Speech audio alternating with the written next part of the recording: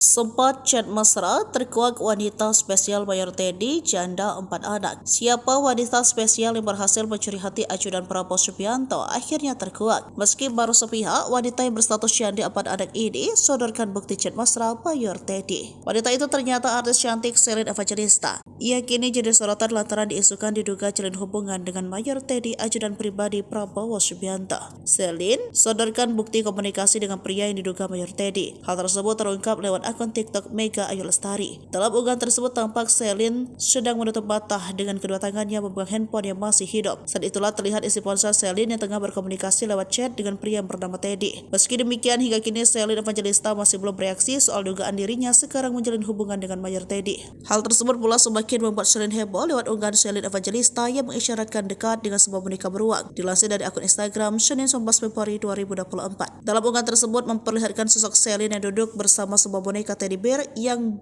cukup besar. Saat itu Selin menuliskan sebuah caption yang berisi doa untuk orang yang disayangi. Tuhan tolong jaga dia, doa yang tulus selalu untukmu, ujar Selin.